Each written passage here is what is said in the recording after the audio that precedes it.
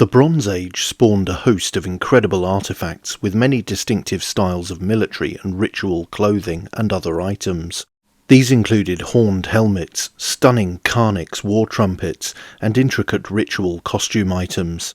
But even these are eclipsed in otherworldly beauty, not to mention sheer weirdness, by a series of inexplicable conehead-like hats made of pure gold.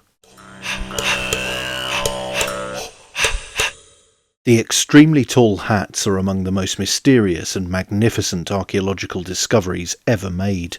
The idea that these almost comedic items served an important ritual function appears faintly ridiculous to modern eyes, but for the artisans who made these beautiful objects, the task would have been one of the utmost seriousness.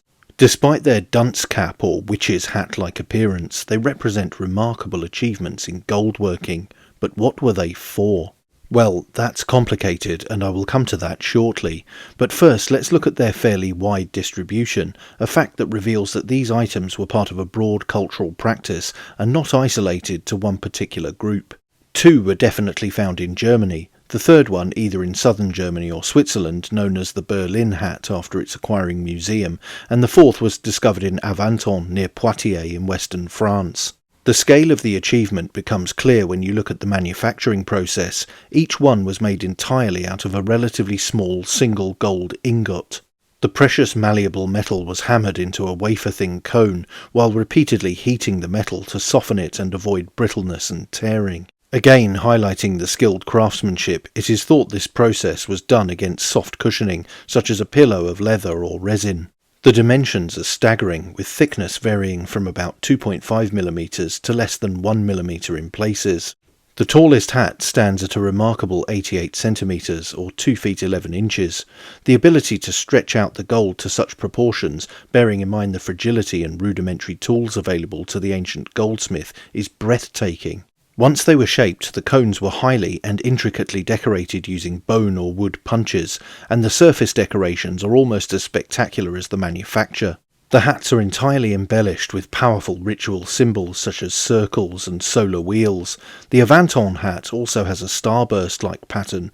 These items were clearly closely linked with the sun, whether in observation and mapping or reverence, or probably both. Similar solar-based symbols have come down to us on smaller gold items from prehistoric Spain and Ireland. As to their purpose, well, as mentioned, the sun iconography gives us a clue. It could be that these artefacts were connected to star maps, such as the Nebra sky disk and other similar items. But, unlike the discs, these were almost certainly designed to be worn as ritual headwear during important religious ceremonies.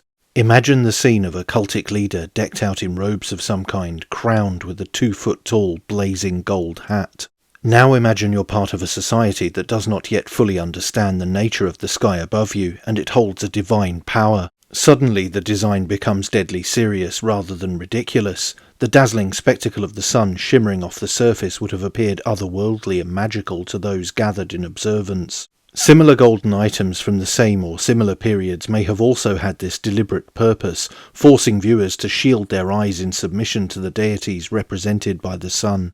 This can certainly be said of the mould gold cape from Wales that dates from 1900 to 1600 BC and was designed to go over the head and be worn about the shoulders. Studies have suggested that, as well as for spectacle, the hats were capable of being used to calculate the movements of the sun. It has been argued that the Berlin hat functioned as a logarithmic table, allowing diviners to calculate the cycles of the moon and the sun.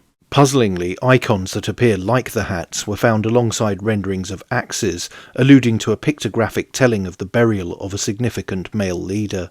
This example also shows the hats in association with boats. Were they representative of travel to the afterlife or across the sky? The Trundholm sun chariot from Denmark shows the Nordic Bronze Age belief that the sun was dragged across the sky by a horse. Did the wearers of these hats, if they were worn, travel in chariots in an earthly representation of what they believed was happening in the heavens? What we can say for certain is that the hats were associated with the Bronze Age tumulus and urnfield cultures, and they held significance across a wide area.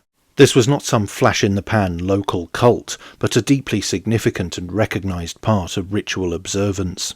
Ultimately, the hat's exact usage remains a mystery. But that's it for this video. Don't forget to like, share, and most importantly subscribe. And you can also support the channel on Subscribestar via the link in the description, or via YouTube Super Thanks. Thanks for watching.